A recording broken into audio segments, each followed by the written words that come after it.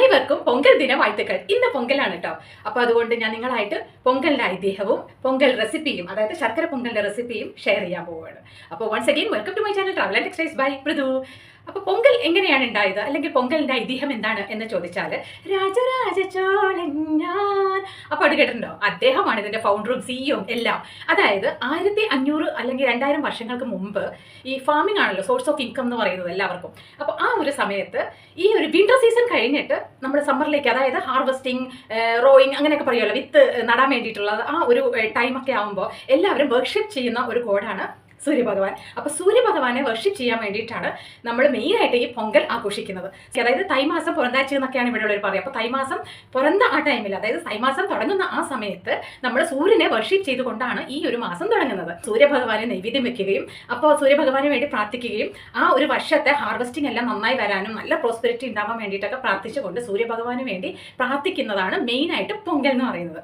അപ്പോൾ ഈ പൊങ്കൽ ദിവസം 4 ദിവസമാണ് ഇവിടെ അവധി വരുന്നത്. 14th, 15th, 16th, 17th, 4 ദിവസം. ഈ 4 ദിവസം വരുന്നത് എന്തൊക്കെയാണ് ഈ പൊങ്കൽ എന്ന് അറിയാൻ പറ്റുമോ? അപ്പോൾ ആദ്യത്തെ എന്താണെന്ന് വെച്ച് കഴിഞ്ഞാൽ 4 ടൈപ്പ് പൊങ്കലാണ് ഇവിടെ ആഘോഷിക്കുന്നത്. അപ്പോൾ ഫസ്റ്റ് ടൈമൊക്കെ ഞാൻ വന്നപ്പോൾ ഞാൻ ആലോചിച്ചത് 4 ദിവസം ഇങ്ങനെ ഹോളിഡേയ്സ് കൊടുക്കാനുള്ള റീസൺ എന്നാണ് ഞാൻ വിചാരിച്ചത്. അതെൻ്റെ ഒരു ക്യൂരിയോസിറ്റി ആയിരുന്നു. അങ്ങനെയാണ് ഞാൻ ഈ നോളേജിലേക്ക് എത്തിച്ചേർത്തത്. ആ ഒരു നോളേജാണ് ഞാൻ നിങ്ങൾക്കായിട്ട് ഷെയർ ചെയ്യുന്നത് കേട്ടോ. അപ്പോൾ ഭോഗി പൊങ്കൽ എന്ന് പറയുമ്പോൾ ഫസ്റ്റ് ഭോഗി പൊങ്കലാണ്. അതായത് നമ്മുടെ വീട്ടിലുള്ള സാധനങ്ങളെല്ലാം പഴയതെല്ലാം നശിപ്പിച്ചിട്ടും കൊടുത്തിട്ടും കളഞ്ഞിട്ടും കത്തിച്ചിട്ടും ഒക്കെ നടത്തുന്ന ആളാണ് ഭോഗി പൊങ്കൽ എന്ന് പറയുന്നത്. അപ്പോൾ ഈ കത്തിച്ചിട്ട് ഈ സാധനങ്ങളെല്ലാം കത്തിക്കുമ്പോൾ നല്ല പുകയൊക്കെ വരുമല്ലോ. അപ്പോൾ ആ ഒരു സ്റ്റേജിനെയാണ് ഭോഗി പൊങ്കൽ എന്ന് പറയുന്നത്. ഇനി സെക്കൻഡ് മെയിൻ പൊങ്കലാണ്. അതായത് നമ്മൾ പൊങ്കൽ ഉണ്ടാക്കുകയാണ്. അതായത് നമ്മൾ ബോയിലപ്പ് എന്നാണല്ലോ പൊങ്കലിനെ പറയുന്നത്. ഈ പൊങ്കൽ എന്തിനാണ് ചെയ്യുന്നത്? നമ്മൾ പാറ്റുകാല പൊങ്കാലയൊക്കെ പോയി ചെയ്യുന്നത് എന്തിനാണ്? നമ്മൾ മനസ്സിലൊരു വിഷ് വെച്ചിട്ട് പ്രാർത്ഥിച്ചിട്ട് ദൈവത്തിന് വേണ്ടിയിട്ട് ശർക്കരയൊക്കെ ഇട്ട് നൈവേദ്യമായിട്ട് ഉണ്ടാക്കുന്നതാണ് ഒരു പൊങ്കൽ, അല്ലേ? അപ്പോൾ ആ പൊങ്കൽ തന്നെയാണ് സെയിം നമ്മൾ ഇവിടെയും ചെയ്യുന്നത്. സെയിം തന്നെയാണ്, ഒരു വ്യത്യാസമില്ല. നമ്മുടെ മനസ്സിൽ നമ്മുടെ വിഷ്, അതായത് നമുക്ക് ആ വർഷം എന്താണ് വേണ്ടത്, നമുക്ക് എന്ത് പ്രോസ്പെരിറ്റി, അബണ്ടൻസ് ഓഫ് പ്രോസ്പെരിറ്റി എന്നൊക്കെ പറയുമല്ലോ, അങ്ങനെ നമ്മൾക്ക് നല്ല പീസ്ഫുൾ ലൈഫിൽ പീസായിട്ട് കിട്ടാനും പ്രോസ്പെരിറ്റി കിട്ടാനും നല്ല ഹെൽത്തി ആയിരിക്കാൻ വേണ്ടിയിട്ടൊക്കെ നമ്മൾ ഭഗവാനോട് പ്രാർത്ഥിച്ചുകൊണ്ട് പൊങ്കൽ ഉണ്ടാക്കുന്നതാണ് പൊങ്കൽ. അപ്പോൾ സെക്കൻഡ് പൊങ്കലാണ്.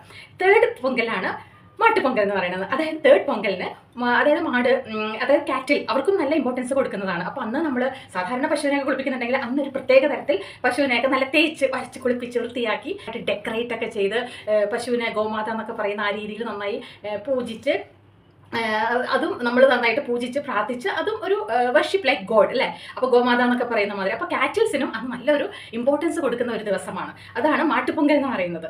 അപ്പോൾ നെക്സ്റ്റ് ആണ് ലാസ്റ്റ് കാണാപ്പൊങ്കൽ എന്ന് പറയും. അതായത് എല്ലാവരും നാട്ടിലുള്ളവരൊക്കെ സിറ്റി കാണാൻ വേണ്ടി ഇറങ്ങും. പിന്നെ സിറ്റിയിലുള്ളവരൊക്കെ വേറെ സ്ഥലങ്ങളിലും റിലേറ്റീവ്സിൻ്റെ വീട്ടിലും ഒക്കെ പോയി ഗിഫ്റ്റൊക്കെ എക്സ്ചേഞ്ച് ചെയ്യുക. അപ്പോൾ അങ്ങനെയുള്ള ഒരു സ്റ്റേറ്റാണ് കാണാപ്പൊങ്കൽ എന്ന് പറയുന്നത്. അപ്പോൾ ഇവിടെ തന്നെ ഞാൻ കാണാറുണ്ട്. ഇപ്പോൾ എസ്പെഷ്യലി നമ്മൾ ബീച്ചിലൊക്കെ പോയി കഴിഞ്ഞാൽ കാണാം, വില്ലേജ് ഏരിയ എന്നൊക്കെ ഒരുപാട് പേര് ലോറിയിൽ, കുറേ ഫാമിലീസ്, കുട്ടികളും വയസ്സായവരും എല്ലാവരും സിറ്റി കാണാൻ വേണ്ടി വരുന്നവരൊക്കെ ഞാൻ ഒരുപാട് കണ്ടിട്ടുണ്ട് കേട്ടോ. എനിക്ക് ഫസ്റ്റ് അതൊക്കെ ഭയങ്കര ഒരു കൗതുകമായിരുന്നു. പിന്നെ ഇപ്പോൾ സ്ഥിരം കാഴ്ചയൊക്കെയാണ്. ഇപ്പോൾ ഒരുപാട് പേര് വരുന്നുണ്ട്. മോളിലൊക്കെ കാണാൻ നല്ല തിരക്കായിരിക്കും. ഇവിടെ ബീച്ചിലൊക്കെ ഭയങ്കര തിരക്കാണ് ഇങ്ങനെ കാണാപ്പൊങ്കൽ എന്ന് പറഞ്ഞിട്ട് ഇറങ്ങുന്നവർ.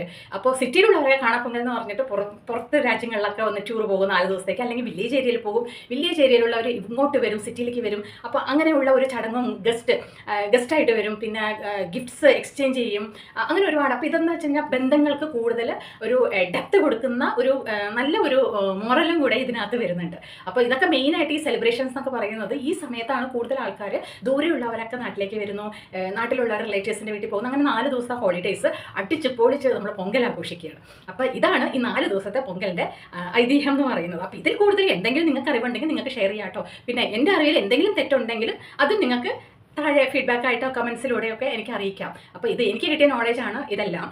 അപ്പോൾ ഇവിടെ എന്ന് വെച്ച് കഴിഞ്ഞാൽ ഇവിടെ മെയിനായിട്ട് ഇപ്പോൾ റോഡിൽ കൂടിയൊക്കെ നടക്കുമ്പോഴൊക്കെ കാണാം നല്ല തിരക്കാണ്. എല്ലാവരും കോലം ഇടുന്ന തിരക്കിലും കോലം കോമ്പറ്റീഷൻ, അങ്ങനെ ഒരുപാട് കാര്യങ്ങൾ ഇവിടെ നടന്നുകൊണ്ടേയിരിക്കുന്നുണ്ട്. അപ്പോൾ ഇതിനെക്കുറിച്ചിട്ട് ചെറുതായിട്ട് ഇപ്പോൾ ഷോപ്സിൽ എന്തൊക്കെ സ്റ്റെൻസിൽസ് ഒക്കെ നിറയെ കിട്ടും. കോലം നമ്മൾ കൈകൊണ്ടൊക്കെ വരയ്ക്കാനും ഒക്കെ ബുദ്ധിമുട്ടുള്ളവർക്ക് സ്റ്റെൻസിൽ ഇൻസ്റ്റൻ്റ് ആയിട്ടൊക്കെ പെട്ടെന്ന് പെട്ടെന്ന് ഡിഫറെൻറ്റ് കളേഴ്സിലൊക്കെ മാജിക് പോലെ കോലം ഇടാൻ പറ്റുന്ന തരത്തിലൊക്കെ ഇപ്പോൾ നിറയെ ഇറങ്ങിയിട്ടുണ്ട് കേട്ടോ. അപ്പോൾ അതിൻ്റെ ഒരു ചെറുതായിട്ടുള്ളത് ഞാൻ താഴെ വീഡിയോയിൽ ഞാൻ അറ്റാച്ച് ചെയ്തിട്ടുണ്ട്. ഞാനത് കഴിഞ്ഞ കൊല്ലം പോസ്റ്റ് ചെയ്തതാണ്. അതൊന്ന് ചെക്ക് ചെയ്ത് നോക്കി അറിയാൻ പറ്റും. കടകളിൽ ഇപ്പോൾ എങ്ങനത്തെ ടൈപ്പൊക്കെ കിട്ടുന്നുണ്ട്. അങ്ങനെ ചെറുതായിട്ടൊക്കെ ഞാൻ കൊടുത്തിട്ടുണ്ട്. പിന്നെ അതുകൂടാതെ നമ്മൾ പുറത്തൊക്കെ പോകുമ്പോൾ നോക്കുമ്പോൾ പുറത്തൊക്കെ ഇപ്പോൾ കോമ്പറ്റീഷൻസ് നടക്കുകയാണെന്നൊക്കെ പറഞ്ഞല്ലോ. അപ്പോൾ അതേപോലെ തന്നെ എല്ലാവിടെയും വലിയ കോലങ്ങളൊക്കെ ഇട്ട് എല്ലാ ക്ലിനിക്സിലും ഹോസ്പിറ്റൽസിലും ഓഫീസിലും വീട്ടിലും ഒക്കെ ഫ്രണ്ടിൽ എല്ലാവിടെയും ഇപ്പോൾ കോലത്തിൻ്റെ മേളമാണ്. എല്ലാവരും കോലം ഇട്ട് തകർത്തിരിക്കുക. ദൈവത്തിനെ വരവേൽക്കുന്നതാണ് നമ്മൾ മെയിനായിട്ട് ഈ കോലം ഇടുന്നത് അല്ലേ. അപ്പോൾ ദൈവം നമ്മുടെ വീട്ടിലേക്ക് വരികയാണ്.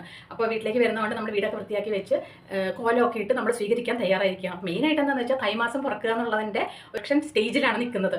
അപ്പോൾ ആ ഒരു വിൻ്റർ എല്ലാം കഴിഞ്ഞ് നമ്മൾ പുതിയതായിട്ട് നമുക്ക് ഇനി വാമായിട്ടുള്ള ഒരു ക്ലൈമറ്റ് ഒക്കെ ഇനി വന്നു തുടങ്ങും. അപ്പോൾ തമിഴ്നാടുടെ അതായത് ചെന്നൈ ഭയങ്കര വലിയ സെലിബ്രേഷനാണ് ഈ 4 days ഉള്ള ഈ പൊങ്കൽ എന്ന് പറയുന്നത്. അപ്പോൾ ഇതാണ് പൊങ്കലിൻ്റെ ഐതിഹ്യം. അപ്പോൾ ഞാൻ ഇന്നിവിടെ പൊങ്കൽ ഉണ്ടാക്കുന്നത് കാണിക്കുന്നുണ്ട്. അത് ഞാൻ വേറൊരു എപ്പിസോഡിൽ കാണിക്കാം, മറക്കാതെ കാണാം. അപ്പോൾ ഇത് ജസ്റ്റ് ഒരു പൊങ്കലിൻ്റെ ഐതിഹ്യം എന്താണെന്ന് ഞാൻ പറഞ്ഞു തന്നതാണ്. Thank you for watching my channel.